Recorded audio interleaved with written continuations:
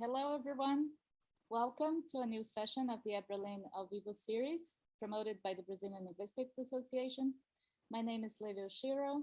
I'm a linguist at University of Campinas, and I'm very pleased to introduce today Professor Hans-Jörg Schmid, who's a professor and the chair of modern English linguistics at Ludwig Maximilians University, Munich, Germany. Professor Schmid's work focuses on cognitive linguistics, but I believe that this categorization probably doesn't do really justice to his work. He has a very prolific academic production, including books such as English Morphology and Word Formation. He also wrote in collaboration with Friedrich Ungerer, An Introduction to Cognitive Linguistics, the first textbook on the topic, and his most recent book, The Dynamics of the Linguistic System, Usage, Conventionalization, and Entrenchment, was published in 2020 by Oxford University Press, in which he presents a fully fledged model of language, which he called the EC model, and which I believe he'll be talking a little bit about today. He has also organized and edited important books, such as the 4th volume of the Handbooks of Pragmatics, entitled Cognitive Pragmatics, the volume Constructions, Collocations, Patterns, co-edited with Thomas Herbst and Susan Faulhaber, and Entrenchment and the Psychology of Language Learning, How we Reorganize and Adapt Linguistic Knowledge, just to name his most recent edited volumes. And he has also contributed to many handbooks and edited volumes, such as his Entrenchment, Salience and Basic Levels at the Oxford Handbook of Cognitive Linguistics, and the chapter, Does Frequent Syntax Instantiate Entrenchment in the Cognitive System, in the volume Quantitative Methods in Cognitive Semantics, Corpus-Driven Approaches. And finally, he has also published several articles in journals such as Pragmatics and Cognition, Cognitive Linguistics, Frontiers in Psychology, Frontiers in Artificial Intelligence, and Anglia. So just from this very brief introduction, we can see that Schmid's work establishes dialogues between multiple areas within linguistics: morphology, cognitive linguistics, pragmatics, computational and corpus linguistics, and sociolinguistics. Today, he's addressing the social and cognitive foundations of linguistic variation, and I, for one, am very excited to hear this talk. So Hans, thank you so much again for accepting this invitation from Abralin and the Abralin Sociolinguistics Committee for this talk today. We're very happy to have you here, and the floor is yours now. Yeah, thank you, Livia. Thank you very much for these kind words of introduction and for having me here, for giving me the honor to share my ideas on this wonderful platform. I will try to share my screen as usual and then begin right away because I'm planning quite a program for today. I hope you will bear with me. Okay. Right.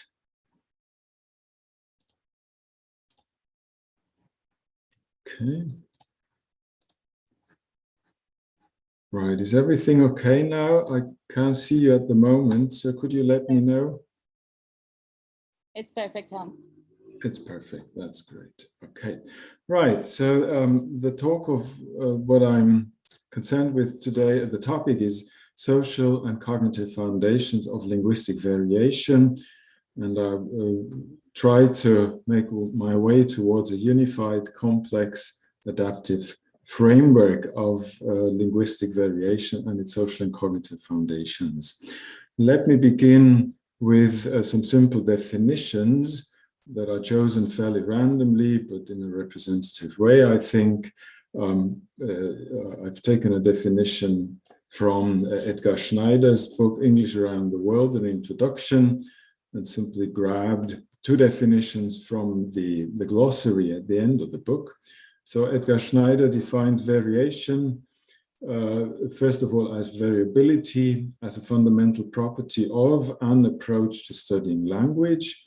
And in turn, variability he defines as the fact that the realization of language forms is always slightly different from one instance to another, depending upon social, situational, and other factors, i.e. that there are different ways of saying or encoding the same thing, which is a standard way, I think, of defining variation.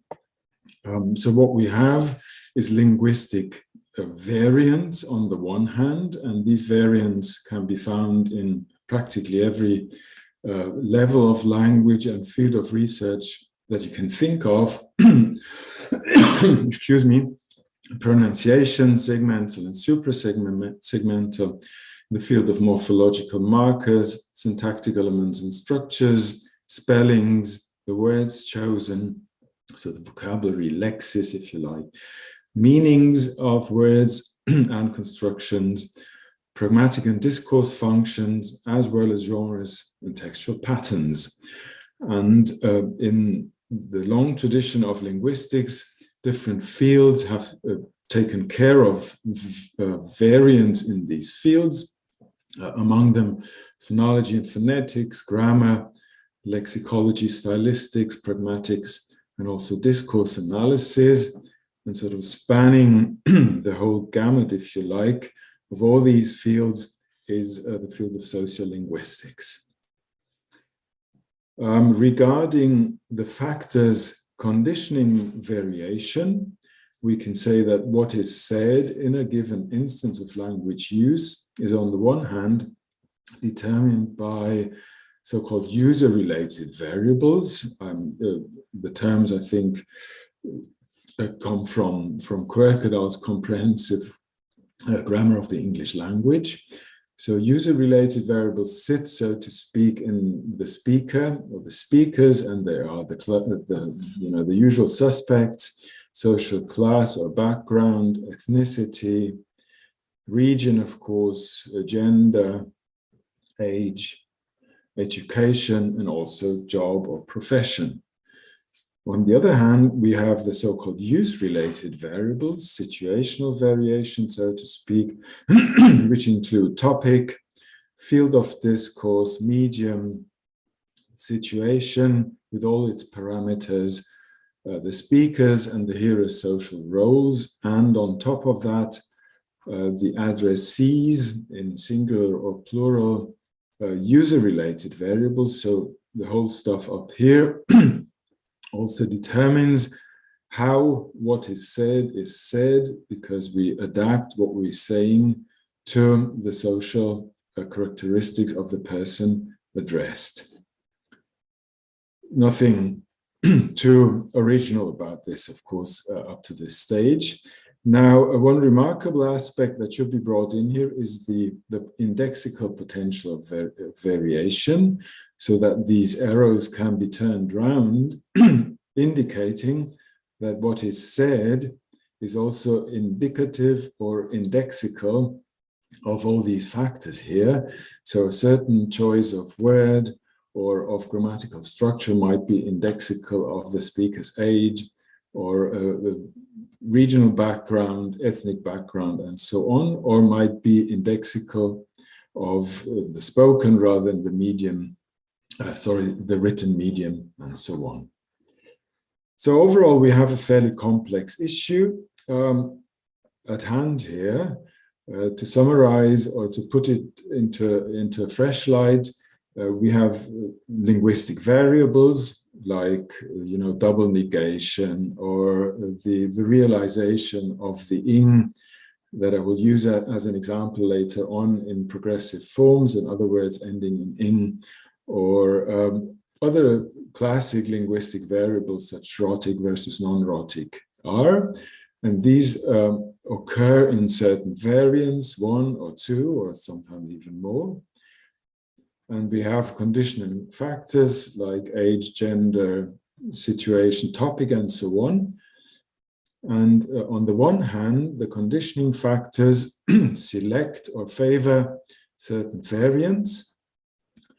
And if we have a certain cluster of variants that are selected by one factor, we might be inclined, say this was region, we might be inclined to label this cluster of variants as being indicative of a certain dialect. And on top of that, we have the reciprocal relation where a given variant may be indicative of a certain conditioning factor, so double negation undeservedly so, I think, is often associated with less well-educated speakers. And again, if we have a pattern like this, we can say these are markers or stereotypes of a certain user-related or use-related conditioning factor.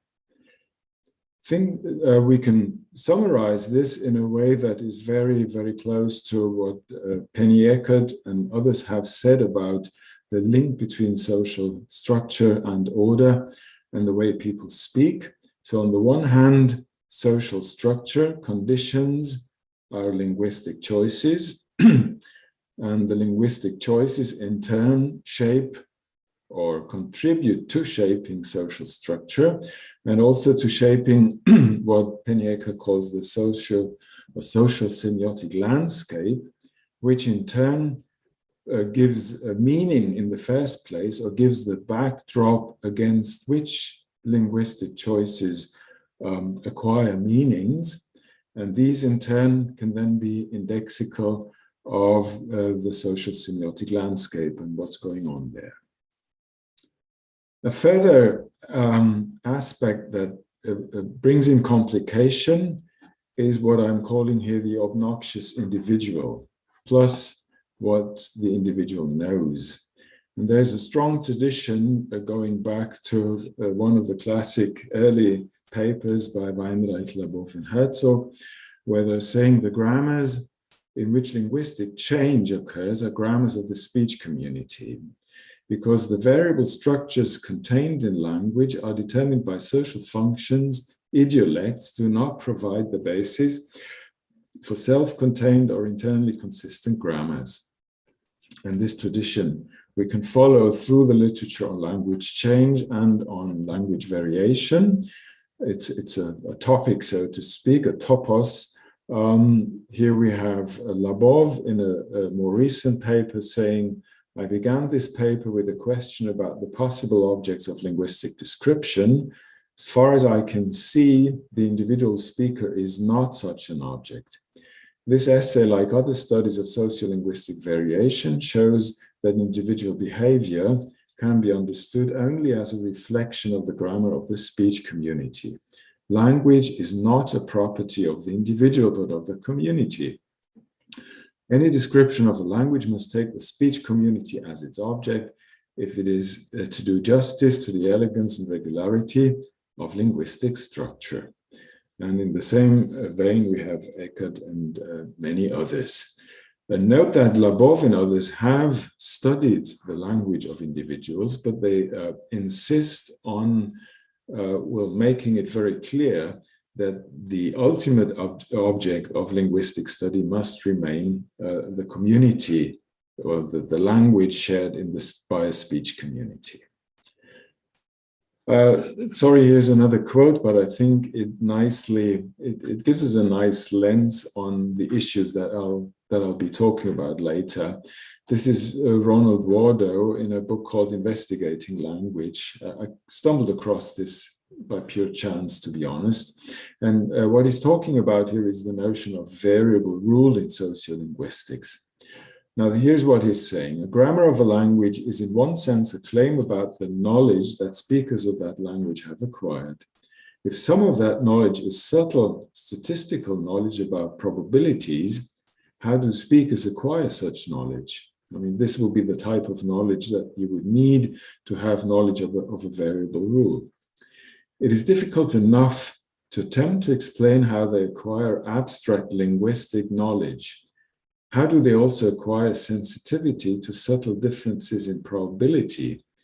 What is an organism like that it only acquires abstract categorical knowledge, i.e. knowledge that something is or is not in a definite category, something is a p, not a b, is man, not man, but also acquires variable probabilistic knowledge, i.e. knowledge that some variant is more appropriate than another depending on certain environmental characteristics, which are themselves extremely complex and also highly variable.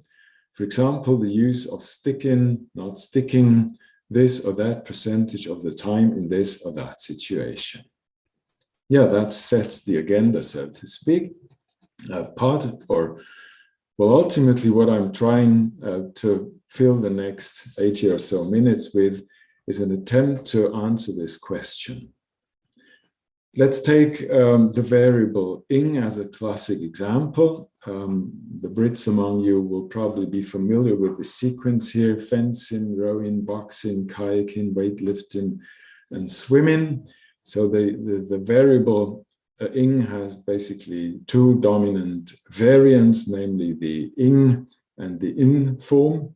And it's well established in the literature, has been for a long time, that the choice of these two variants is conditioned by a large number of factors. There's social variation, it's sensitive to education, occupation, social background, and gender. There's stylistic variation, with of course ing being the more formal or associated with the more formal situations. There is grammatical variation, depending on the grammatical function of the word or the form carrying the ing, such that the in variant is more likely at the top here and less likely at the bottom. So if you have derived adjectives like interesting, there's a lower chance that you will hear it or produce it as interesting than in the case of running home, for example. All this is quite well known, and there's a lot of literature on that. There's also some degree, excuse me again, some degree of spatial variation.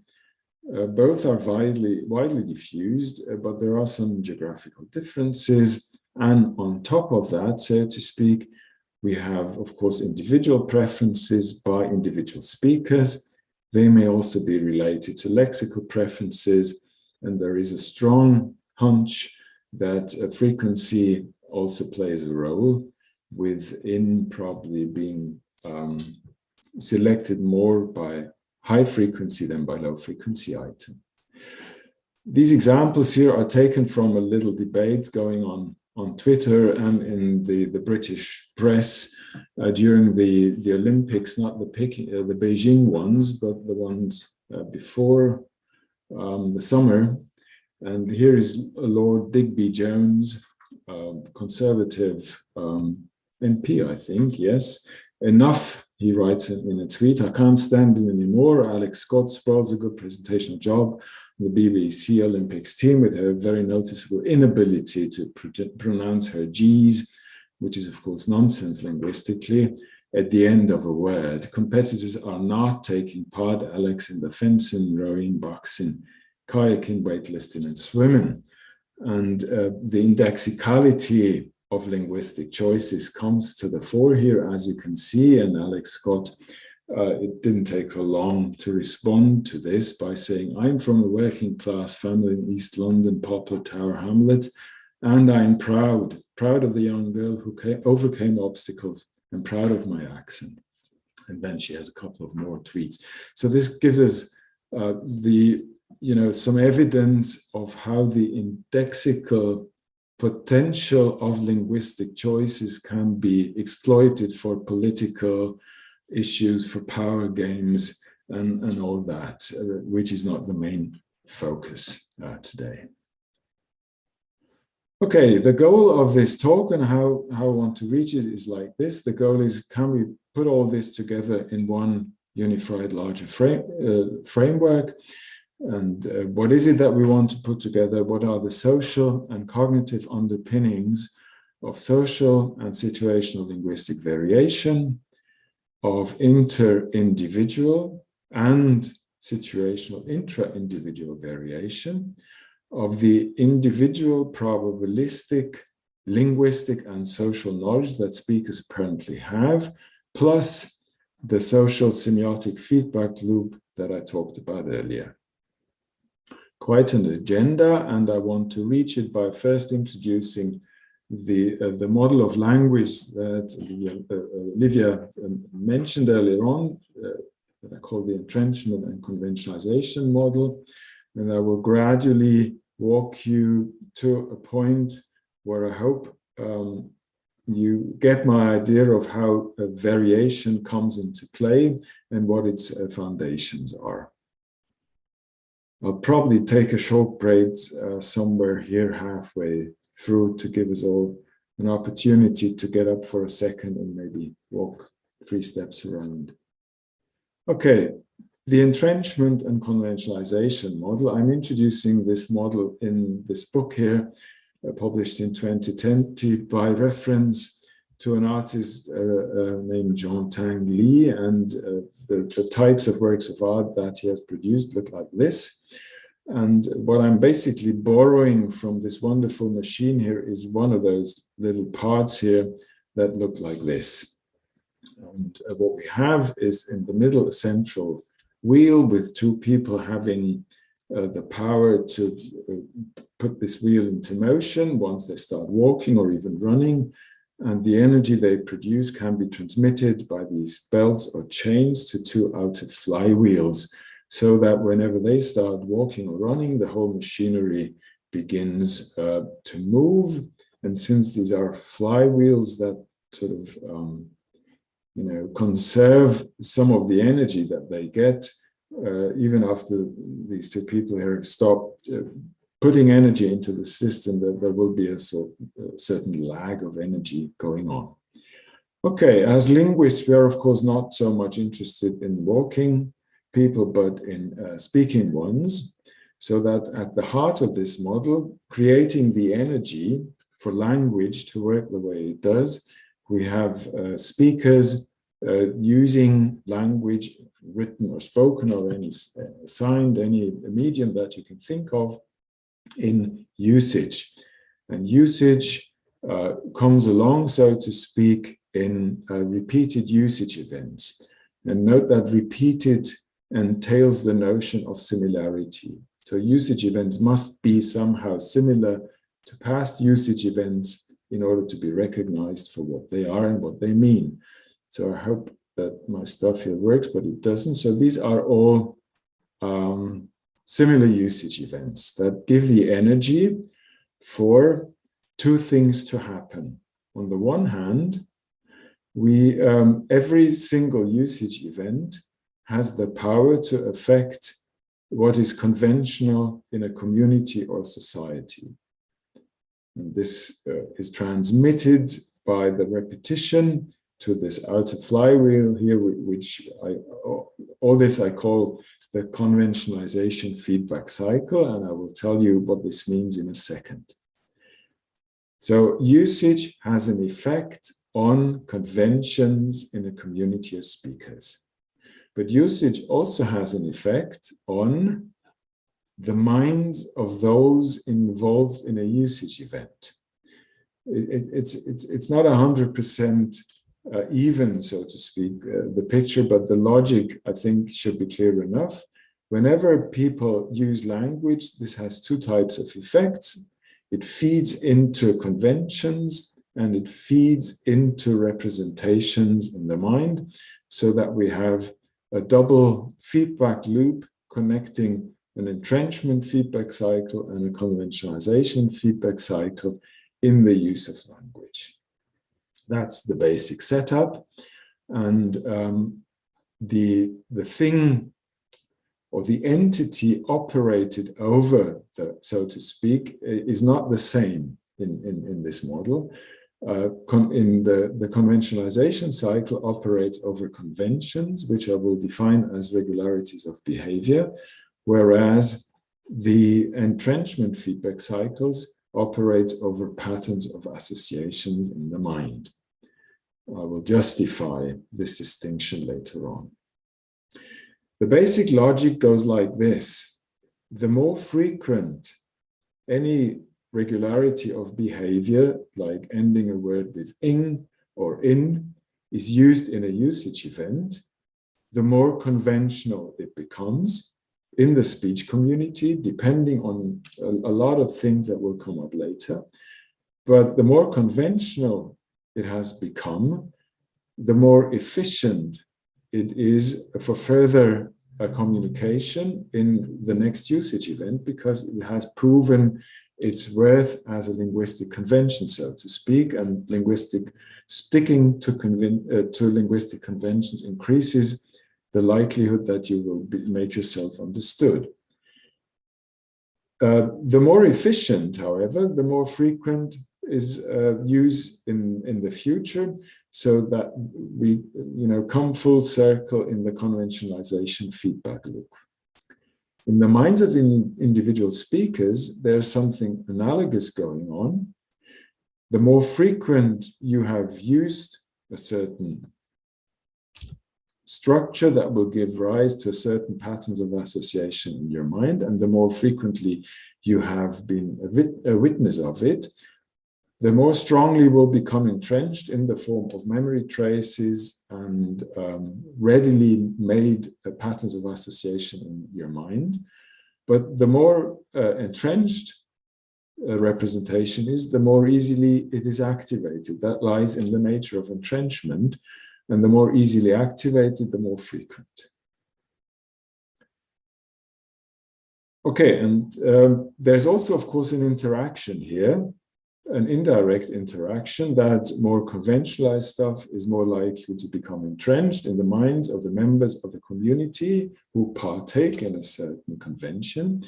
And the more entrenched something is in the minds of speakers of a community, the more likely it is that it will become and stay conventional. That's the nature of this double feedback loop. Now, one prediction of this model would be that what is frequent becomes ever more frequent, what is rare might eventually drop out, but that is apparently not the case. There's really rare stuff that people don't use a lot, but it is part and parcel of the strong conventions shared by a community, and it might also be represented in a very strong way, given the right context. So we have to add stuff, and the stuff we have to add comes along, first of all, in the forms of forces. And there are numerous, and they are not exhaustive here. I'm just selecting a bunch of them. First of all, a group of forces that I see mainly exerting their effects on usage decisions in concrete usage events. Extravagance, for example, is a force that promotes the use of funny stuff, of original stuff, of creative stuff that may not be that conventional, but it's for a certain purpose. Power affects the way you speak, whether or not you feel solidarity to the person addressed and want to be polite. All these affect mainly usage decisions. Then we have a group of forces whose main power unfolds in the process of conventionalization. Tight networks are more likely to foster conventionalization within a small and tight community, for example, or overt prestige is likely to promote conventionality in the mainstream standard variety of a language, whereas covert prestige may be more likely to promote conventionality again within a fringe group or some really narrow, small scale filter bubble of speakers. Third, we have factors affecting, there's one that is so important that I've repeated it, sorry about that, that affect to what extent entrenchment unfolds. Age is a factor, for example. With longer age, you might have stronger entrenchment, for example. And in addition, we have a number of factors that are often used, and rightly so, as independent variables in specific studies of linguistic variables, for example, for the genitive or for others, animacy, length, givenness, and weight definite. This could be continued. So all of these factors, we have a very nice dynamic and complex system here with a central machine doing its work, mainly driven by frequency in all aspects, but frequency as such can be overridden or modulated by a large number of other factors. Right. Now I will walk you through the blue feedback loop first, then this yellow, what is it, orangish, reddish one, and put things together later on. So the next question is, what are conventions? Conventions I define as mutually known regularities of behavior which the members of a community conform to because they mutually expect each other to conform to them. This definition is basically gleaned from and extracted from a number of very inspirational writers like Lewis, Schiffer, Herb Clark, Bill Croft, Rudi Keller, and a number of others. Mutually known regularities of behavior, which the members of a community conform to because they mutually expect each other to conform to them. Right, so the next question, of course, is what is a regularity of behavior? And the first type, there will be 5 here. The first type is what I call the semasiological regularity. Take the linguistic form run. The verb, it has a semasiological regularity in the sense that people regularly and conventionally use it to mean fast pedestrian locomotion. It can also mean to manage in a sentence like she's running her own business, or for a machine is running again. And you can see regularity has 2 important aspects here. On the one hand, there's the regularity in using a certain form to mean a certain meaning, but there's a probabilistic component in this regularity in the sense, which is quite similar to what Wardo talked about, that in perhaps 70 or 80% of the uses, there are studies that have actually counted the proportion in corpora. This meaning is the most frequent one, this is less frequent, and so on. It is, we could also say it's conventional for the word run to mean fast pedestrian locomotion. That would be saying the same thing as there is a semasiological regularity. See, the advantage that I see in choosing this more cumbersome label and terminology is that we have this inbuilt component of there being something probabilistic, right? The opposite of a semasiological regularity is an onomasiological regularity, which means if I see myself in a position where I want to talk about a person's fast pedestrian locomotion, I can choose the verbs run, or race, or sprint, or dart, the counterpart. And again, this is probabilistic. Next, we have conventions that are dominated by a syntagmatic regularity. It's an example we've studied in a paper in quite detail. So that, if it's followed by an adjective, is by far most frequently followed by right, then by good, then by fine, as far as the corpus we studied is concerned, and you will hear more about this particular study later on. Again, it is conventional for right to follow that in the sense that there is a syntagmatic regularity to be observed in the behavior of speakers. The 5th category takes us closer to a variation in sociolinguistics. And I label it contextual regularity. If your communicative goal is to greet someone, the context will determine, or at least have a strong impact on the greeting that you will choose. It could be good morning, good afternoon, good evening, hello. It could be hi, what's up, big long list, depending on the time, which is a contextual regularity, or on the person addressed, on the formality of the situation, and a lot more. This is, of course, related to situational variation. And 5th, a social or community-related regularity, which, so to speak, sits on top of the onomasiological and the semasiological regularity in the sense that if I want to get across the meaning bread roll, or if speakers want to get across that meaning, this is just taken from the web, the reference should be here somewhere. Depending on the regional background, you get different preferences. This is regular, it's probabilistic, and depends on, in this case, a regionally defined community.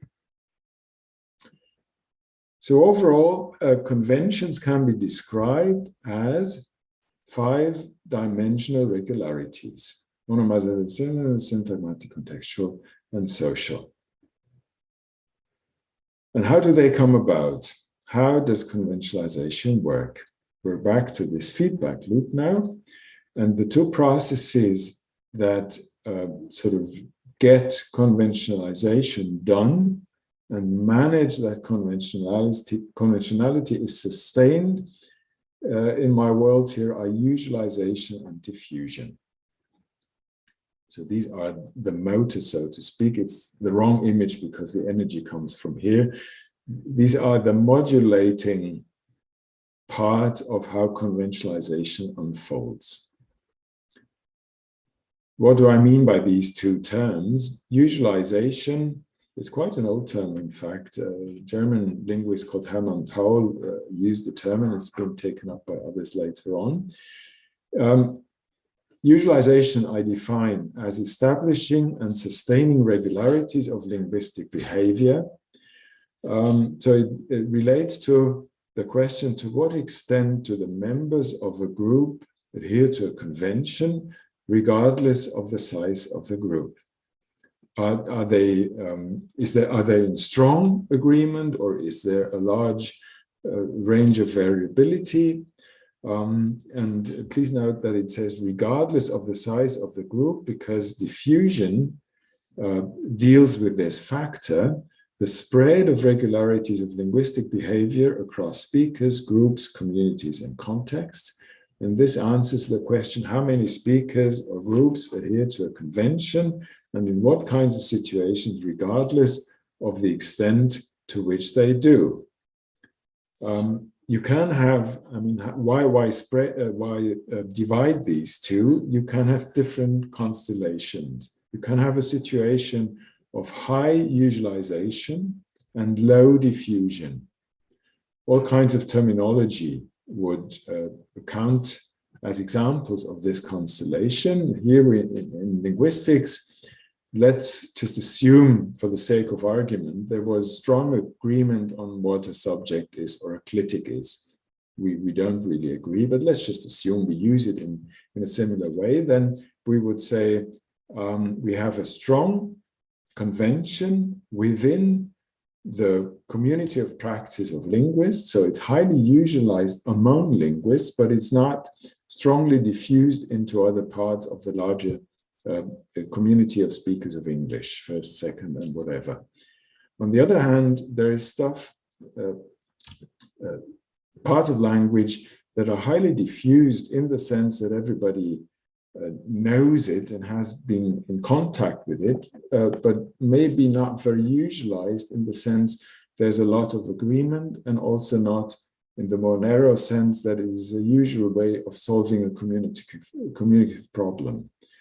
What comes to my mind usually in these contexts is, for example, stuff like, what is this phrase? When you've touched down in a plane, remain seated with your seatbelt fastened until we come to a halt in front of the terminal building. I mean, there's a small group of speakers on this planet who use this on a regular basis, flight attendants, but and most people know it, but it's probably the first time I've said it in my whole lifetime. So for me, it's not a very usualized. I don't feel I'm a member of a community who regularly uses this phrase.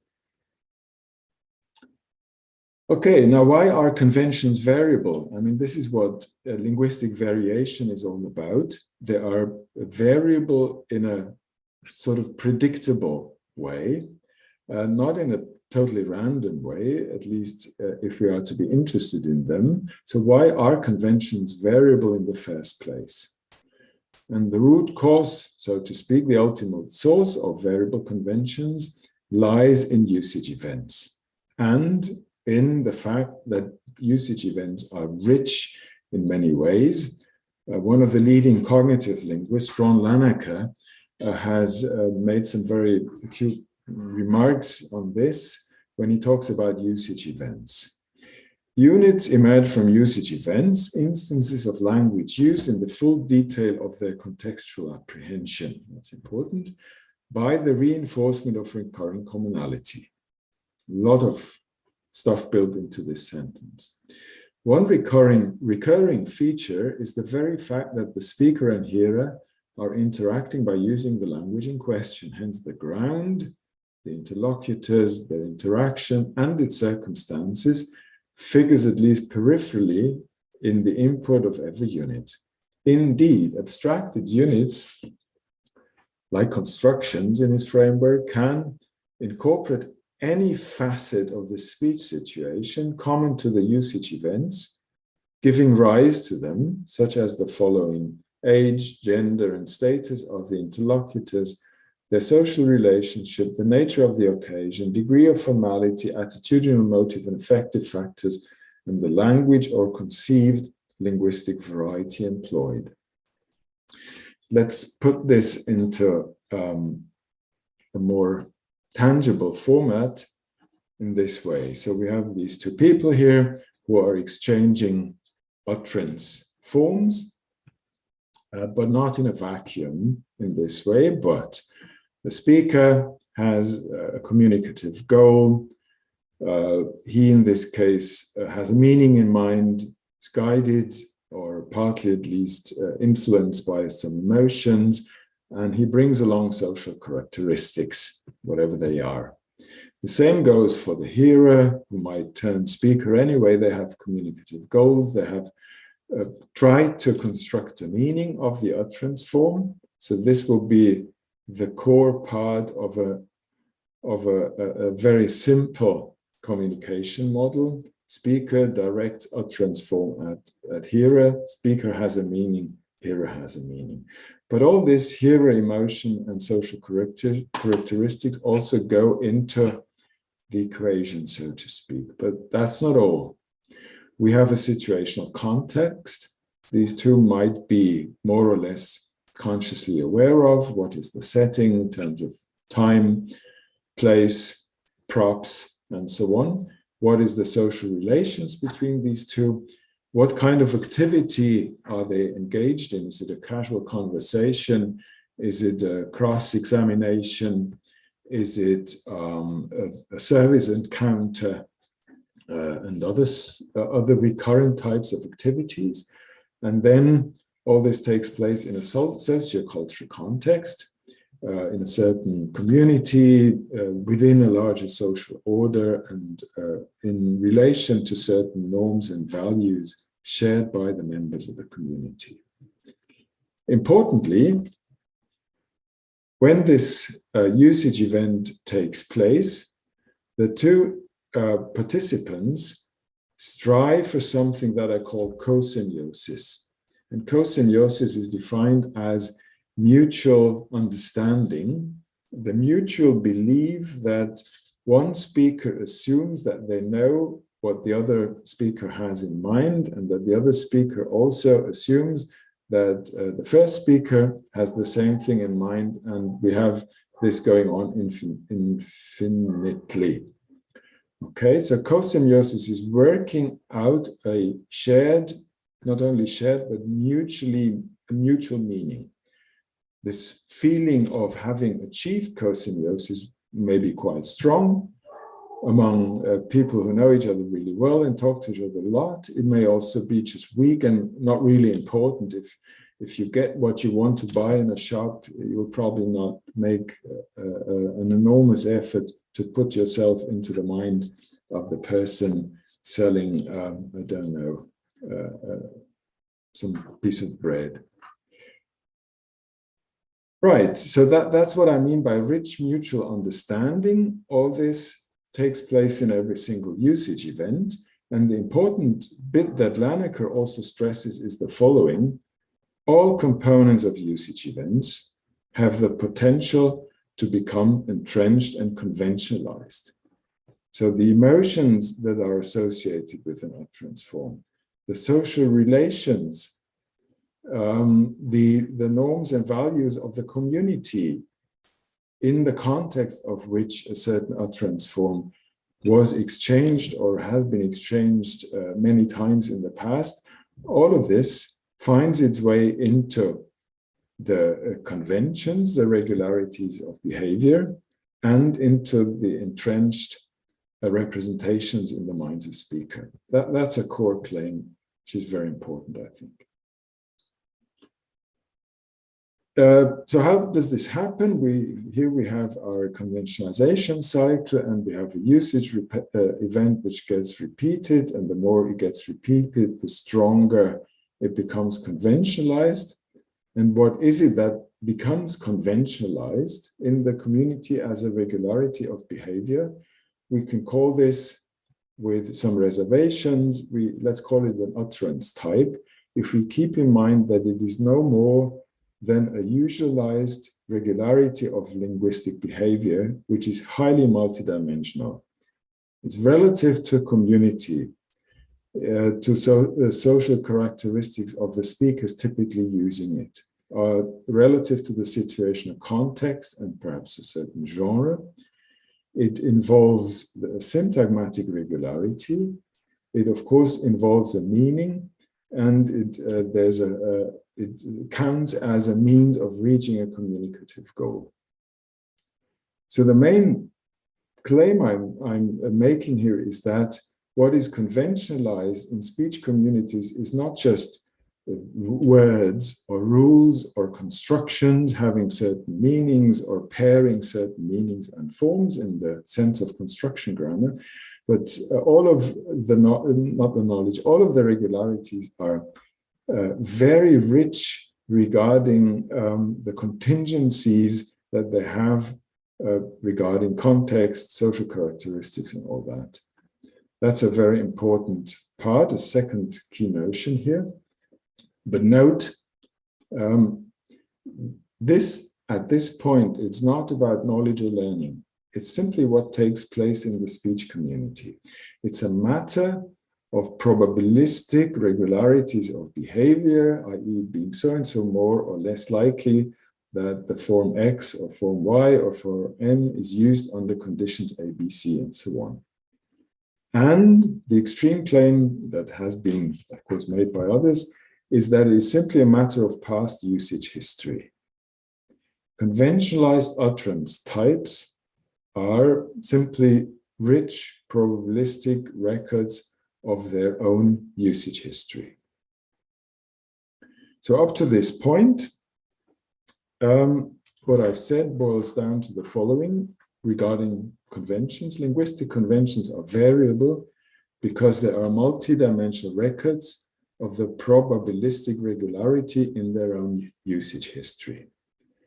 If we neglect codification, if we simply ignore that there are grammars and dictionaries and institutions making sure that everybody uses their language correctly, if we neglect all that, then that's all speakers can go by. Patterns of regularity in the long-term usage history. The process of usualization corresponds to what the patterns actually are and how regular they are, whereas diffusion handles the situational grounding and the social pathways on which usualization comes into effect. And the social semiotic feedback loop I mentioned at the outset is integrated because we can access this record in various ways. We can look at the forms used and correlate them with the situational and social parameters they correlate with, or we can do the reverse and look at how a situational parameter like topic, for example, might condition the regularities that we find in the language. Now, I want to move to how all this is represented in the minds of speakers and actually processed in usage, but this would be a nice a point to take a very short break of about 2 minutes or so, if you don't like. I can't see people at the moment. Right. Maybe just 2 or 3 minutes. So would that be okay? Yeah, I think so. Just take a very short break. Okay. Yeah. Fill up our bottles of water. Yeah, we'll be right back then. Good. Thank you.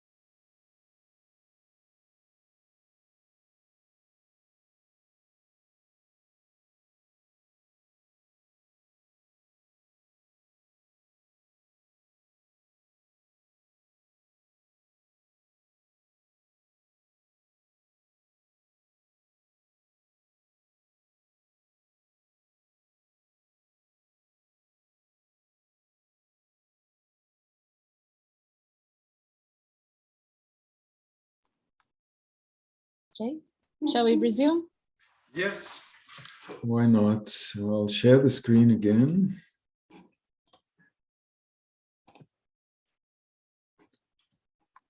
Okay, is everything working as before? It's not on presentation mode. It's not on presentation. Yes, thank you. Now it should be okay. It's perfect. Great, thank you. Okay, we're moving to the right-hand side of this Tangley machine model and now looking into entrenchment. What is entrenchment? Here's my definition. It's the continual reorganization of linguistic knowledge in the minds of speakers, and it relies on the process of routinization driven by repeated usage activities in concrete usage events. And it operates over patterns of associations in the associative networks of individual speakers based on, and that's important, commonalities of similar usage events. That was one term that Lanneker also had in his definition of usage events earlier on. But in general, this definition is different from the classic ones that you may know by Ron Lanneker and Joan Bybee, mainly because I see it as a general reorganization process. That's the major difference. Okay, so this is the entrenchment feedback cycle working over patterns of associations. And okay, things are turning now. Don't know why things are different now. Okay, so repeated associations that are repeatedly activated in processing, in usage, are entrenched by routinization in the associative network. And what we get, this is just a very weak way of representing, are more or less strongly routinized patterns of associations. And I'll tell you more about this in a second. What are patterns of associations? Well, an association, and I'm again relying on Ron Laneke here, is the ability of one kind of experience to evoke another. That's very, very general, and that's exactly what we need. But as linguists, we would narrow this down to linguistic associations, and I distinguish 4 of those. Symbolic associations, linking forms and meanings as well as meanings and forms, so that true is linked symbolically by a symbolic association with some sort of meaning, like in line with reality. Then we get syntagmatic associations, linking sequentially arranged forms and meanings, as in that's and true. Paradigmatic associations, linking competing forms and meanings. So these are the, if in an utterance event, you were planning to produce that's lovely. What we know about the mental lexicon tells us that competitors with lovely, unless it's an extremely fixed chunk in your mind, will sort of partly come up by spreading activation, so that there's also memory traces of the competitors of lovely, and these would be paradigmatic associations. And finally, for the present context of utmost importance, we have sociopragmatic associations, linking situational and social context to forms and also meanings, so that we have a certain hunch driven by entrenched sociopragmatic associations, that's lovely is perhaps more likely to be produced by a female speaker and perhaps by not a 30-year-old, rather maybe more by an elderly lady. That's cliche, of course, but it's borne out by the data. So this gives us a first idea about how this rich regularity in language use might be represented by certain types of associations in the minds of speaker, and the sociopragmatic associations play a key role here. This is the larger picture of what you saw before. It might be a bit confusing, but we have a color code. So lovely is in a symbolic association with the meaning evaluation. That has a very strong syntagmatic association to the clitic S. And there's also quite a strong syntagmatic association to lovely. The red arrows indicate paradigmatic associations to competing items. This, it, and these are competitors for that. Great, nice, gorgeous for lovely. And all of this is partly conditioned by sociopragmatic associations, reflecting in current usage, reflecting the perception of the situational context and also the main communicative goals. But that too, as I said before, can become entrenched, as I will illustrate in a second. Note that, for example, for that, because it's a highly, it's referring, it might be anaphoric or it might be deictic, it's mainly dominated by a sociopragmatic association. There's little in terms of meaning, and of course there's competition, but it's not very strong. So these are the types of patterns of associations that I have in mind, and they have a very heavy load to carry, because they basically reflect all the linguistic knowledge that we have. For those who are familiar with construction grammar, It's not constructions all the way up or all the way down, depending on who you want to quote, but it's associations all over the place. How does the entrenchment feedback cycle actually work? Lanneke told us it works with commonalities, and this is what it does. Its overall goal is to improve the predictive capacity of the associative network required for dealing with linguistic forms, with linguistic meanings and functions in ongoing production and comprehension. Production and comprehension are under severe time limitations. For me to speak and for you to comprehend, we don't have all the time that we need.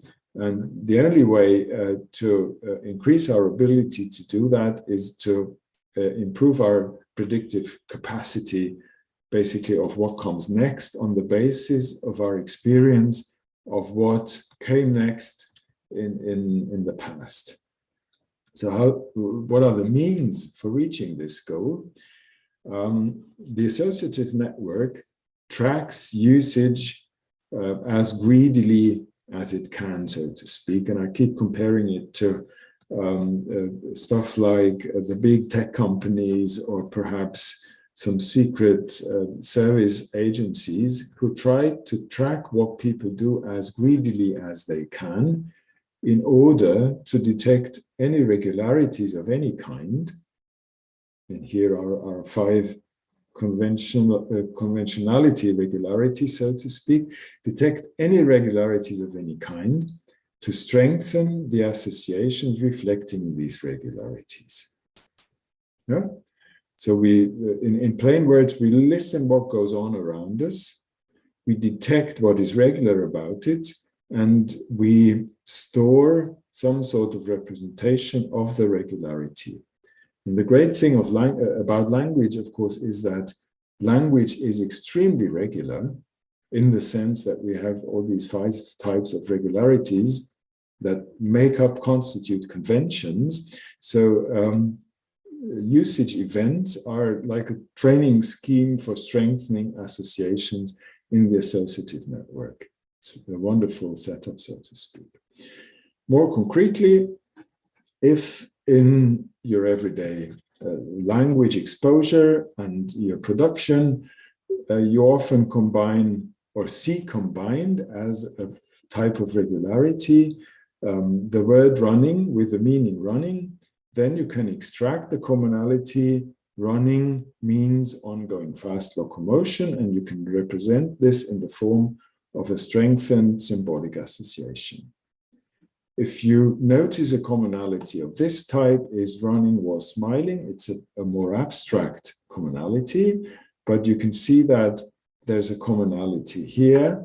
There's also a commonality here, and there's also a semantic commonality, which you can represent in the form of a symbolic association, so that the overall pattern of this syntagmatic, these 2 paradigmatic, and the symbolic association will be some sort of a representation of the progressive form, complete with its meaning. What you can also do, because it's a commonality in usage, is relate what you hear to, in this case, certain places or contexts. Yeah. If you go through this in detail, you will hopefully find out that in the context of home, oh gosh, there's a mistake here. This should be in. Yes, I messed this up. There's 80% in variant and 20% for work. No, it's the other way. Yes, there's simply a mistake here. Please forgive me. But what you can also note is that for run, in all cases, it occurs with the in variant of the suffix. Sorry, I hope this will not continue in the others. You get the idea. You cannot only extract commonalities of forms and meanings or sequences, but you can extract commonalities of contexts. You can even extract commonalities of speakers, and we have the same mistake here. Probably I copied it. You can notice that female speakers use the full ing form more frequently than male speakers, and also that when you hear people addressing male hearers, they show a similar pattern of distribution. I'm really very sorry about this. These should be ins rather than ings. What a nightmare. Okay, but you get the idea. Whatever commonality the associative network can detect, it has a chance, at least. I'm not saying it will strengthen as an association, but it has the chance to strengthen as an association. Okay, now what are the effects that entrenchment has that are relevant for linguistic variation? This takes us closer to what I've announced as cognitive underpinnings. I distinguish 4 effects. I will list them first and then add more content to each of them. Speakers, by routinization, entrench their own context-dependent linguistic habits and repertoires.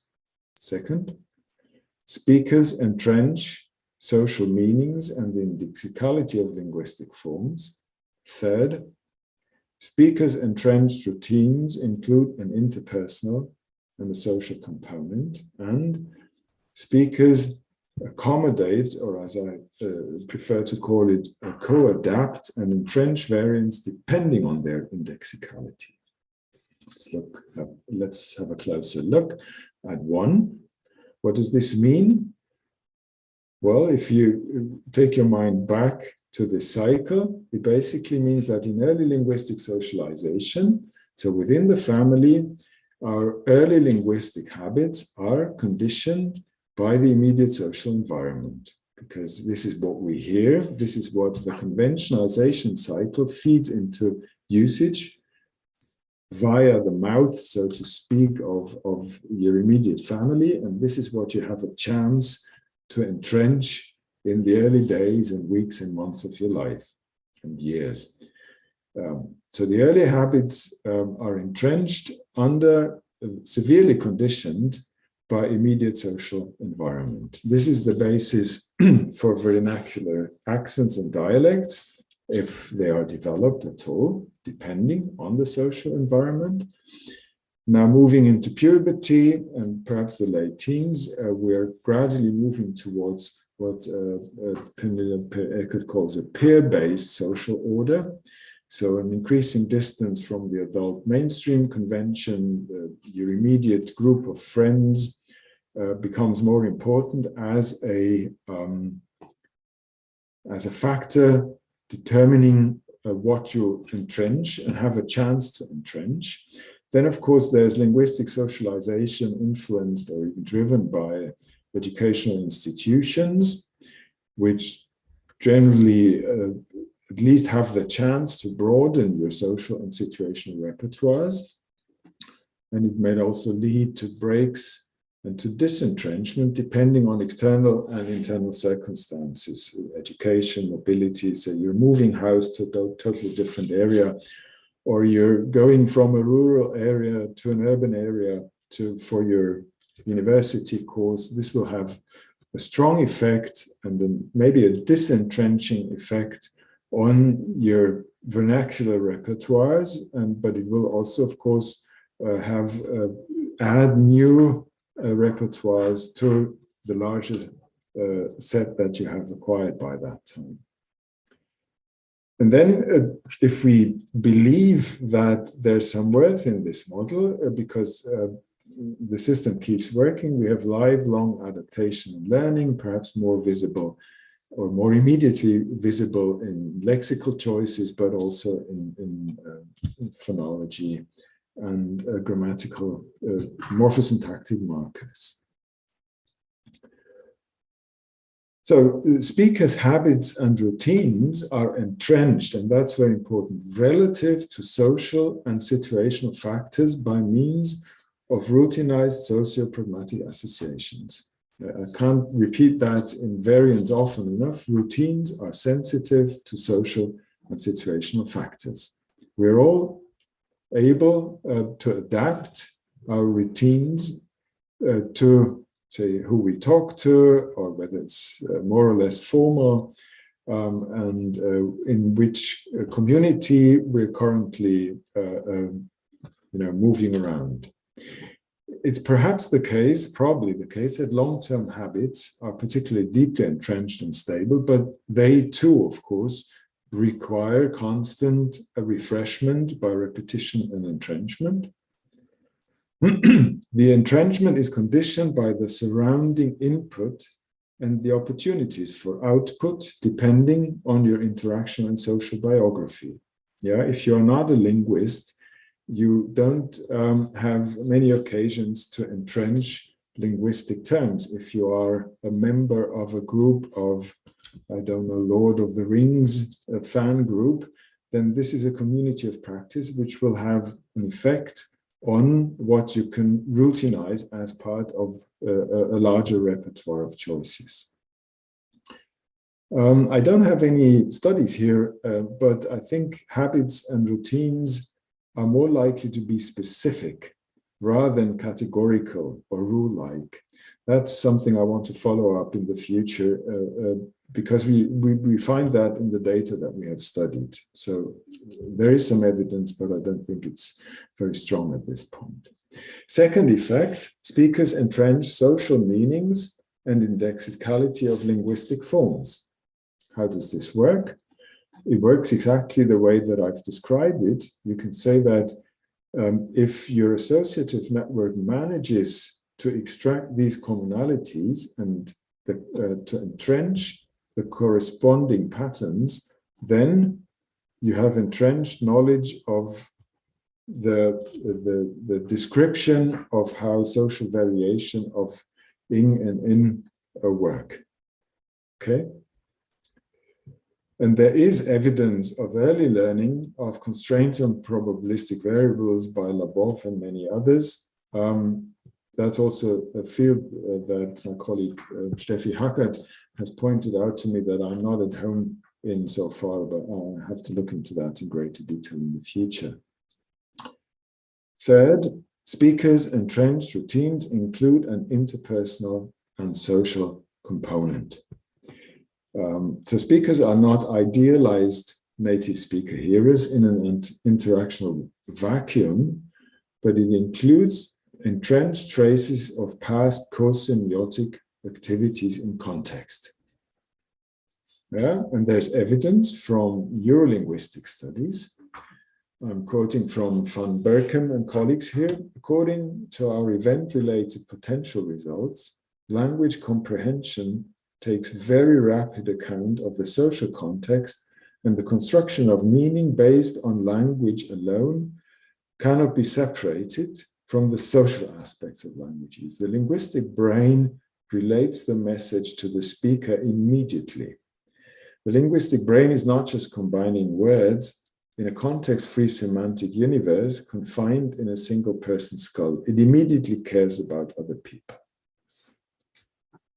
So in more plain words, the linguistic brain goes like this. It's not, here is what I know about language to produce grammatical sentences, you know, the kind of Chomskyan language brain, if you like, but it's instead, here is what I know that I share with what others in my community know and know they share. So this communal interpersonal aspect, and I'm aware that my linguistic knowledge only works as long as I can assume that I am in tune with others. And what we all know and do when we use language turns us into a community sharing conventions, norms, rituals, and so on. All this goes into the mental representations that you accumulate from your past rich experience of language use. And I think that's a wonderful explanation why so many people are really highly emotional when it comes to language, and are highly emotional when it comes to disputes about what to say or what about to drop saying because it may be discriminatory or racist or something else. So all this together brings me to the conclusion that the linguistic brain it goes like this. When you mess around with my linguistic routines and tell me to change them, then you attack my personal, but also my social identity. The preceding is an explanation of what is often, abbreviated to saying, yeah, people are so emotional about their language because it's part of their identity. This tells us why it is and why it comes to be a part of their identity. Now, speakers do not routinize anything to the same extent, whatever comes their way, but it depends on from what quarters it comes, so to speak. So what you accommodate and entrench depends on the indexicality that you perceive in a given usage event. So if you have a positive stance or emotions when talking to someone, if there's solidarity and group membership, there's shared identity, and there's also effects of power and prestige. All this together and the 3 points before also explain, this notion of a linguistic filter bubble. You are more likely to entrench what those around you that you like and you feel solidarity with, use, then to use something that is way out of your usual group. A reminder is in order that all this, of course, is then also subject to this wide range of forces that would have to be looked into in greater detail. Okay, now some predictions, applications, and insights. The predictions are partly boring and partly perhaps interesting. Partly boring because what this model of linguistic variation does is predict what we all know about language, namely that it is always subject to regional variation, to social variation, to situational variation. On top of that, it predicts considerable individual differences between speakers. But at the same time, it predicts that individual speakers' habits are partly conditioned by social factors and partly by individual factors. Because as we've seen, the conventionalization cycle keeps feeding into the entrenchment cycle and vice versa. None of this is new, so I'm just listing here half a dozen or so, or even more, selected texts that I'm aware of that have emphasized the importance of individual differences and the importance of the individual speaker for linguistic variation. I'll pick out 3, I think, in what follows, because they have made particularly strong statements about the importance of not forgetting the individual speaker. So here's a study by Van der Velde and Van Hout on end deletion in Dutch. To be honest, I know nothing about the details here, and I just want to read out part of their conclusion. Because of the speaker differences, it turned out to be wrong to collapse or aggregate data over speakers. The basic assumption for such a procedure is violated by the presence of interaction effects between individual speakers and conditional linguistic factors. And this has been taken into account earlier on, and the tools have been adapted, but they conclude that's 1998. Nowadays, this discussion has been completely forgotten in variation studies. Standardly, the real speaker is hidden behind dangerous aggregation levels, and so on and so on.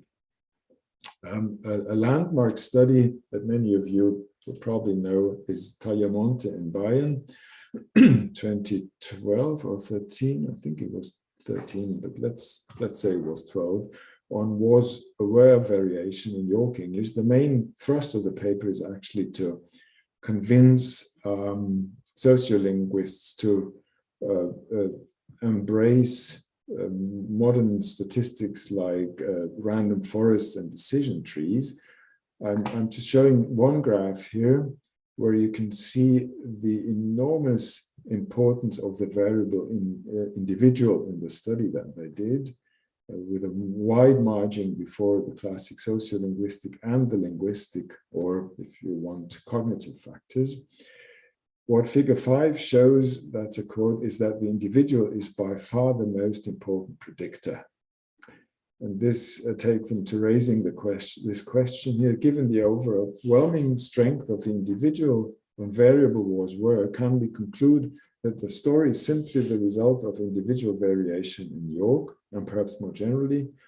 And then they argue against this and largely not repeat, but resonate with what the earlier authors said, that it's the interaction that is very important. It's not just individual variation.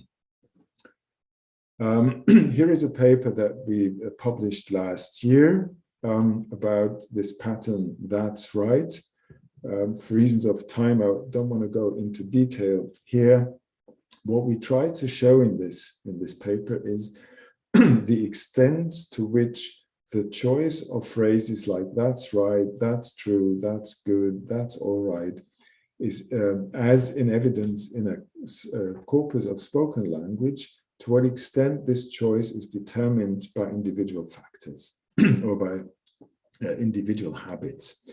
And we found, so these are the overall numbers in this corpus, the British National Corpus 2014. Right was by far the most frequent adjective to fill this slot. After that, that's right. But when we look at individual speakers and the functions to which they put this pattern, we see an enormous variability. These are the 30 speakers with the largest number of attestations, and the color code reflects different functions. We don't need to have a closer look at what they are, and we can pick out a couple perhaps. So here we have a speaker who uses the pattern to an overwhelming degree in order to express epistemic stance, and the adjective of his choice is actually right. That's right, enormous amounts, large numbers. Here we have a speaker whose dominant reason, if you like, for using the pattern is evaluative. I think fine is the dominant adjective, and we looked at this in greater detail, showing the distributions here. This is the speaker S0012 with this extremely strong dominance of that's right. But here is another speaker, very different. I think right doesn't even feature here. It features once in his list, or yes, his list. The dominant adjectives here are good, cool, fair, and fine. So fundamental difference, I would say, in the use of the pattern. And then we used some regressions that are specified here to measure the effect of individual differences of the overall choices of selected items. And looking at right gave us the most extreme results that we found. So right was sensitive to the sociolinguistic factor of age, but a proportion of the variance of 51% was actually down to individual speaker habits. Rampant, you could say. Okay, I'm moving towards the end. Let's connect the social and the cognitive now. Here is the model, so to speak, again, the representation of the model with conventionalization, entrenchment, and usage mediating between these two. Now, this part here is slightly reminiscent of our socio-semiotic feedback circle that I mentioned earlier on with reference to Penny Eckert. You remember linguistic choice is shaping the socio-semiotic landscape, which then conditions and gives meaning to linguistic choices, which are at the same time indexical of the socio-semiotic landscape. The question is, how is this complemented by stuff in the mind? And if we go back to this type of model, then there are some thoughts on offer here. This is our community, the social structure, the semiotic landscape, which gives meaning to and conditions linguistic choices. And this in turn, will shape the associative network of a given member of this community. And this, as I've tried to show, this associative network is socially and situational sensitive because the usage choices come complete with a reflection, so to speak, of the socio-semiotic landscape, and therefore repeated usage events have the potential to entrench in the speaker's mind the semiotic landscape. So in plain words, usage feeds the social semiotic landscape into the associative networks of individuals, so that we get entrenched linguistic patterns that are conditioned by social environment, that the entrenched linguistic knowledge includes social and interpersonal projections. More concretely, if I hear the word, I don't know, rad,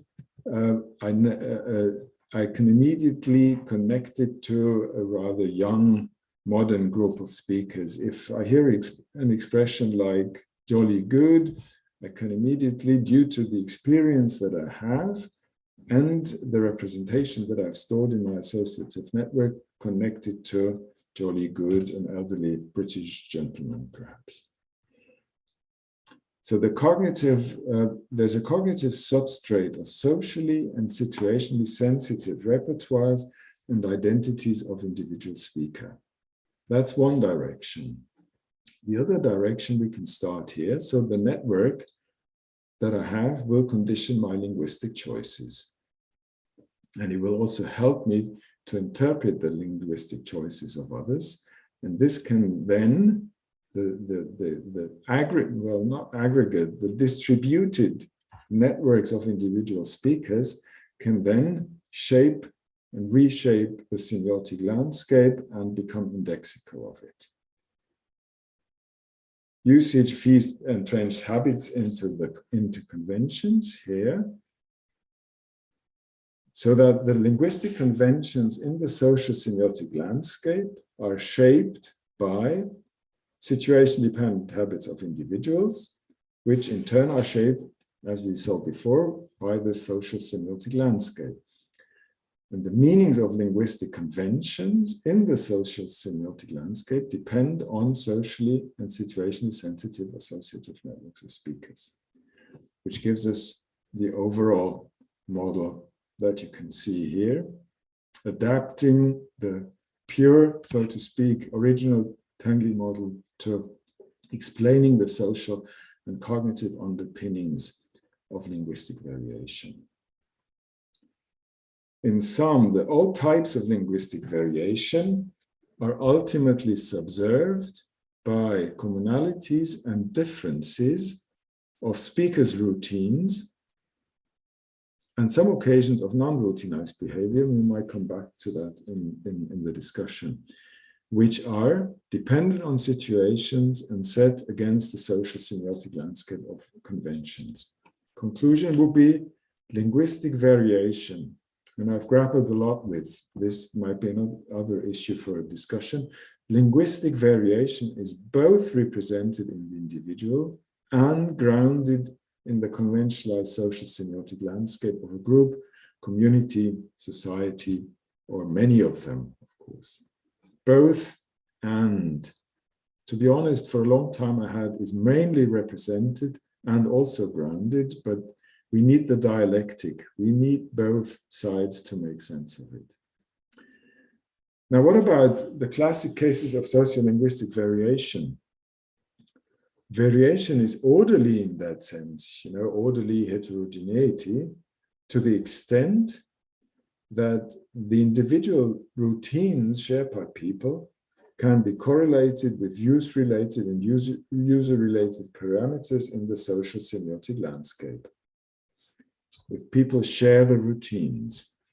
And why should they share the routines? Well, because they have similar experience in communities and recurrent situations, fed into their associative networks by the conventionalization feedback cycle.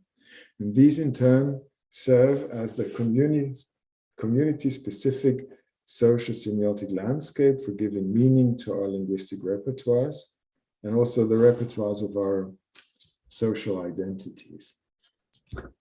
And they are perpetuated, kept in place, and reinforced constantly by this double feedback loop mechanism. Almost the last slide. On top of that, on top of the orderly heterogeneity that sociolinguists are mainly interested in, we have a considerable residuum of purely individual habits. The studies have shown this, which tend, I think, to be formally specific rather than abstract and categorical. For example, specific interactions between social and situational variables and individuals on all levels of variation. I think there's a host of sociolinguistic studies out there that show exactly this tension between sociolinguistically systematic variation and individual habits and the interaction between these two. Then another example are specific lexical effects. All practitioners of sociolinguistics know that there are specific lexical effects when you study, say, morphosyntax or phonology, and there's often not systematic variation, and these lexical effects can be explained by this idea that the individual habits are often formally specific. They relate to specific words that you keep pronouncing the same way, even though you might have a more general categorical rule for other words that are very similar in many respects. And we have these specific context effects driven by context-dependent habits, whims, tics that we all have anecdotal knowledge of. Conclusion. What are possible advantages of this idea? I've been trying to show how the social and the cognitive are linked by usage.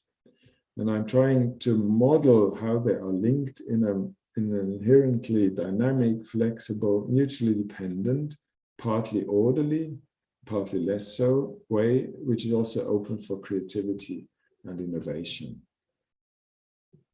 For sociolinguistics, this might have the advantage that this dynamic view is helpful for explaining a number of things that keep coming up, like the variability within varieties, the issue how traditional varieties keep losing ground because they are not refreshed by communities and individual speakers and therefore not entrenched in their minds.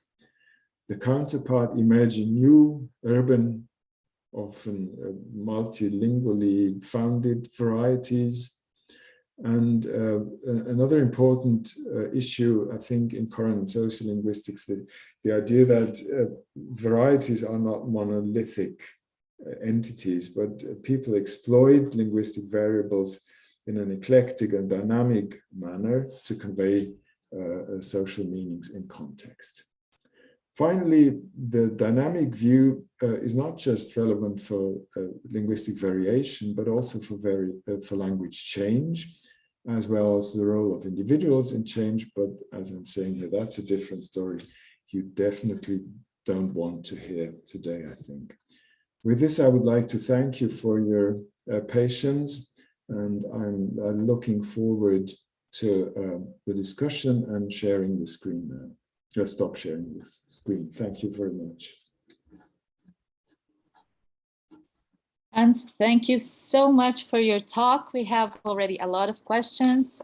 People are thanking you for the talk and congratulating you for the talk. And we already have about 5 or 6 questions, so I think I'm going to jump right into them. Yeah, and we have about 30 minutes for discussion, so hopefully we'll be able to cover all of them. And I have some questions of my own as well. I hope I have time to make them. Okay, so first we have 2 questions by Maddie Martin and Larson. Hi, Maddie, nice to see you here. Very interesting questions. I'm also wondering about this. Maddie is asking, are all usage events in a speaker's usage history given equal probabilistic weight in the model? Does your model hold that all levels of linguistic variation, that is phonological, morphosyntactic, pragmatic, discursive, are in equal degree processed in or by the respective loops? Oh, yes, two lovely questions, very interesting ones. The first one, I would say, no, it's not all equal, because the external, if we want to call them, modulating factors play an enormous role. As I said, affect, solidarity, feelings of community, or feelings of irritation might have a strong effect.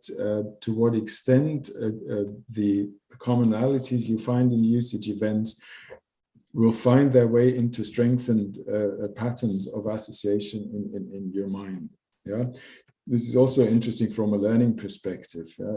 If you are forced to learn a new language without actually wanting it, and if you don't like your teacher or if you don't like your classmates, I think it's a fairly safe prediction that you're not going to be as successful as a person who learns a second or third or later language under more favorable circumstances.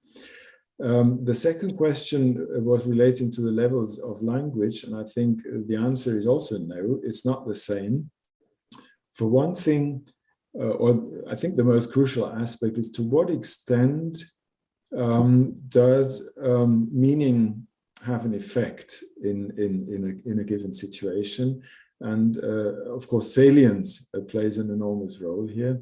So a general prediction would be if there are strong disruptions in this process I call cosemiosis, this can have two types of effects. Either you just don't bother and sort of the associative network doesn't respond well enough to set the foundation for a routinized representation. Or it might be so salient in a positive way that you have a very strong incentive to sort of store information in what is sometimes called a one-shot memory trace that is strong enough. It's a very memorable type of situation. So meaning is very important. That's also, I think, why phonological differences may go more unnoticed than strong lexical differences that you find, because the meaning carrying potential of words is more salient, I think, than the meaning carrying potential of socially meaningful phonological choices. That will be a starting point. I think it deserves way more discussion, but maybe we keep it there for the moment. It's interesting you should mention the phonological and lexical types of variables, because, okay, I'm going to jump in the middle of this line of questions, because in sociolinguistics, that's one of the questions I had about why do some variables come to be associated with certain social meanings and not others? And I think you've begun to answer that. And now you've mentioned lexical variables and phonological variables, but one view in sociolinguistics by Labelle, for example, is that phonetic variables tend to be associated with social meaning because they are more frequent. Yes. He doesn't really talk about lexical. He's comparing phonetic variables to morphosyntactic or syntactic variables, right? So do you think that, to add to Mati's question, you said that they shouldn't have the same probability because there are other factors that come into question. Yeah, emotions that will tie to the next question, but your personal history and things like that. But would there be some kind of predictability, even if people have different social histories, but would you predict some kind of typology in terms of types of variables like lexical, phonological, morphosyntactic, and so on? Yeah, I think it's a trade-off. As you said, I mean, lexical variables tend to be less frequent than phonological ones and morphosyntactic ones. They keep recurring more. So that would be one factor to put into the equation. The other factor is saliency. How noticeable would it be that people actually register a certain variant?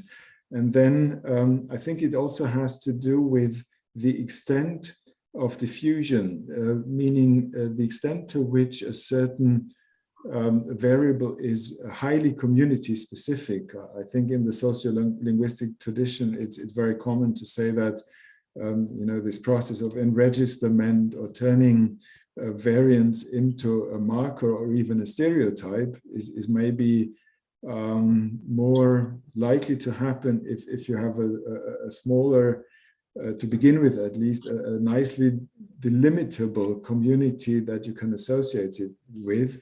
But if you have a large scale distribution, then that might work against it.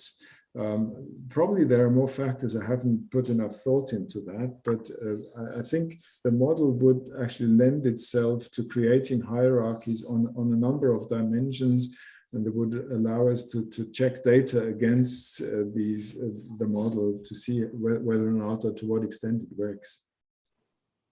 Okay, so I'm going to go to Aline Lorenzi's question, which I think you also mentioned, started talking about in the last question. Her question is about emotions. How can we think of the role of emotions related to language variation, and thinking at the same time of language as determined by social communities rules or probabilities? In other words, emotions are particular to individuals. How can we evaluate the role of emotions in this model? Mm-hmm. Yeah, I think emotions are one of those forces that come to mind first and are really easy to postulate, but extremely difficult to test. I can only think of some lab situations where you put a dozen of people into a room and allow them to discuss things and in a maybe heated way and to take sides and all this, that might eventually, if you do this for long enough, show patterns that reflect some sort of emotions that people have. I'm sure there's literature out there that I'm definitely not aware of. Would be interesting to see that. One aspect of emotions that might be more systematic is this sort of the emotions of, first of all, communicative success. Yeah, if you realize I'm trying to do things here, maybe you're living in a community that is not your vernacular. The dominant language is not your vernacular, and you're realizing if I'm using my vernacular, I keep being made fun of, or people don't understand me because it's too far away from them. That's of course also an emotional experience. Yeah, unsuccessful communication or communication that doesn't allow you to bond with those around you will probably be a pushback eventually, for partly also for emotional reasons. Okay, those are very interesting considerations. I think I kind of felt like an empiricist vein to your answer there, and well, I think nowadays we've been having so many heated debates around, on so many topics. Perhaps this is something we can test in future work. Mm-hmm. Another question here by Cristina Breu. Hi, Cristina, too. She's also thanking you for your talk. And she asks, in your model, you attributed variation mainly to usage or to conventions. Some neurologists or neuroscientists say that our brain is ready to deal with variation since nature is essentially variable.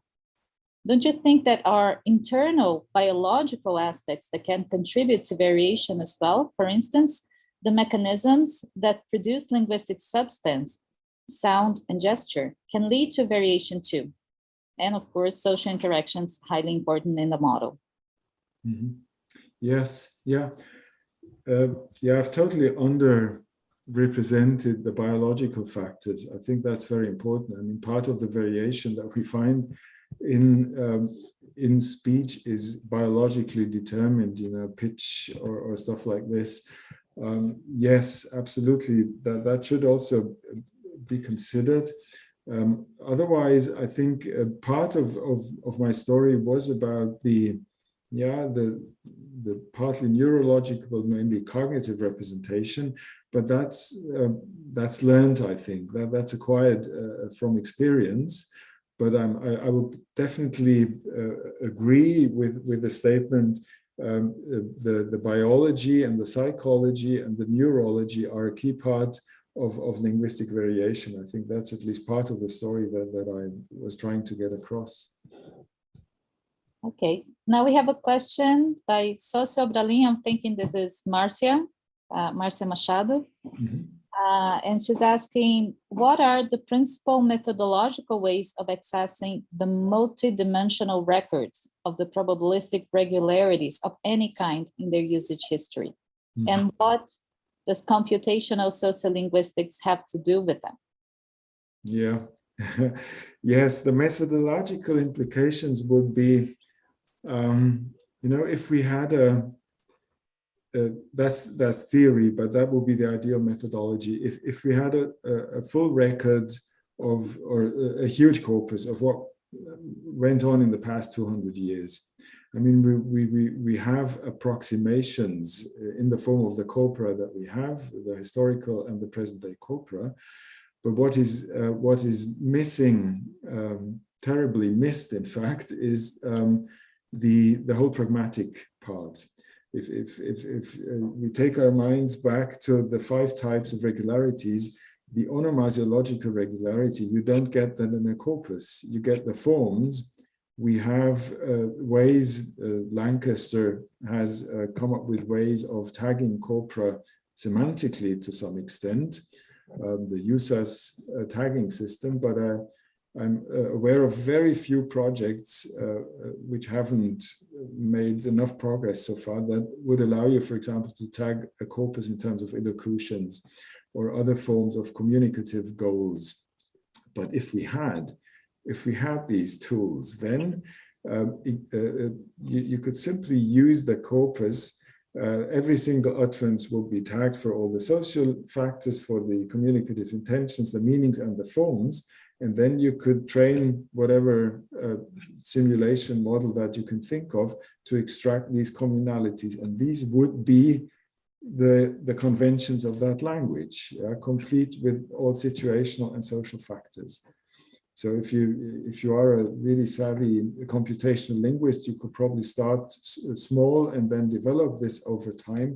That would be, I think, a wonderful way of also testing whether the model lives up to its predictions eventually.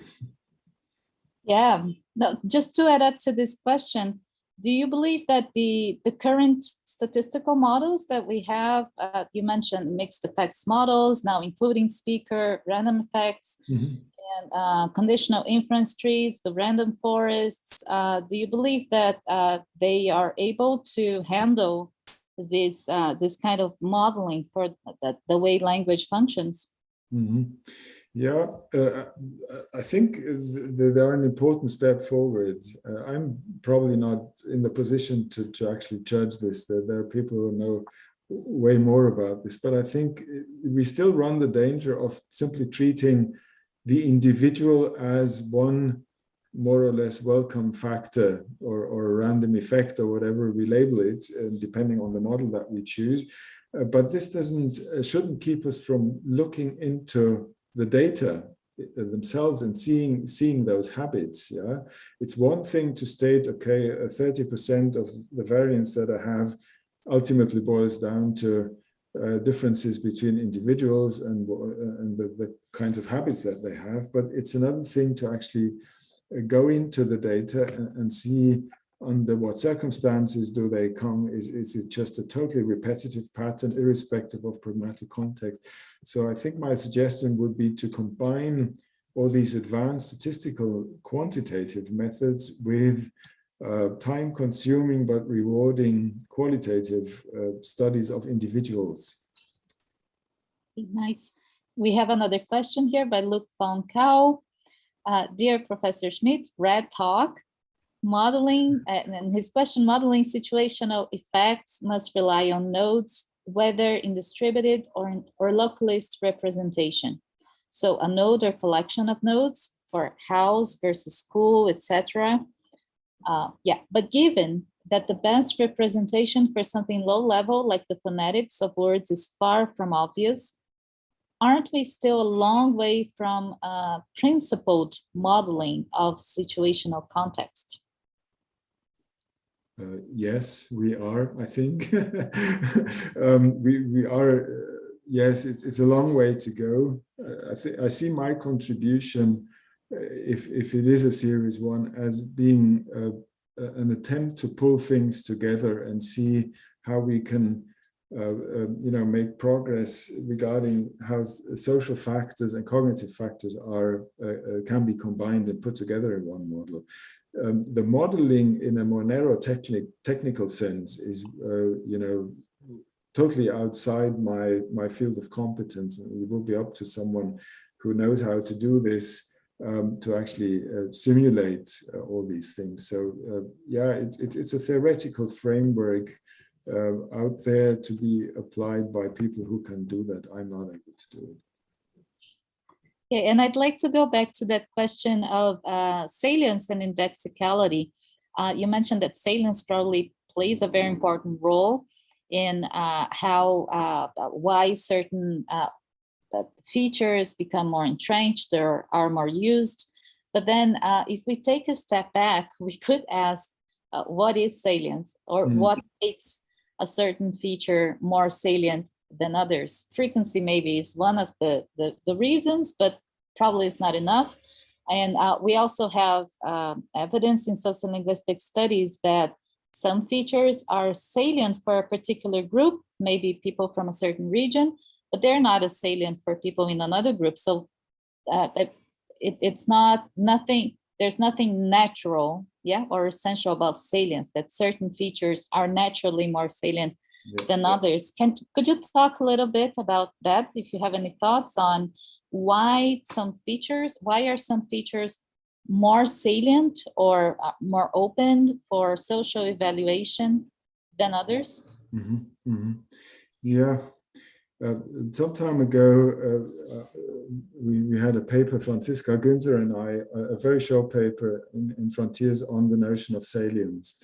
And that helps to some extent, at least, because I think it makes two important distinctions, or it highlights two important points. One is that salience can be the opposite of itself. Things can be salient because they're extremely frequent, and they can be salient because they're extremely rare or novel. So that's salience by repetition or frequency, and salience by surprisal, as some people will call it, or surprise.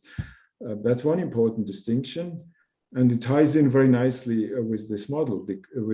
Because highly frequent stuff is more strongly entrenched, and what is more strongly entrenched will come to mind first and is salient in that sense. You will keep doing it, so to speak. The other distinction that is extremely valuable, I think, is the idea that salience is context dependence and dependent. And if we take this in a maximally wide scope, we can say it depends not only on situations, but also on perceived community membership in situations. So that you can have encounters, for example, between one speaker who may have a highly entrenched representation of one variant and another speaker of the same, let's call it a variety, just to keep things manageable. And of course, then they would reinforce each other, but nothing would be particularly salient. But if you have an encounter between a member of this community and another one with a different repertoire, then this is salient for the other speaker because it's outside their routines, so to speak. So this takes us at least some steps towards an explanation of the fact that salient features can be frequent, but salient features can be infrequent. It takes us some steps towards this insight that it depends on the community. But then again, it can be community internal or external, and it can be frequent or infrequent on both sides. So we're gradually moving towards a setup of, I think, a 3x3 table, which gives us 9 options, and probably we can extend this to include more. That's at least how I would start dealing with this, if I had to look into it in greater detail. And of course, if I may add that it's a complex adaptive system. So as Labov and many others have noticed, from a certain stage onwards, where it is noticed as a stereotypical marker, then of course the whole system can collapse, because this one single property keeps carrying, you know, the indexicality for a long time before it may vanish again. All right, I think, okay, yeah, there's someone at the door here, but I think that's it. I think I've covered all the questions in the chat. I don't know, Hans, would you like to say just a few final words? Yes, so all I want to say is thank you so much for giving me this opportunity, and for having the patience to listen 90 minutes. It's been a great pleasure, and I'm open to comments by email. I think people can Google me if they want. So thank you very much. That's all I want to say. Well, thank you. On behalf of Berlin and the Sociolinguistics Committee, I thank you so much for such a rich morning for us, afternoon, yeah, there. But it's been very exciting to see your talk and to discuss with you. Thank you for this opportunity. Thank you very much. Okay. Bye-bye. Bye-bye.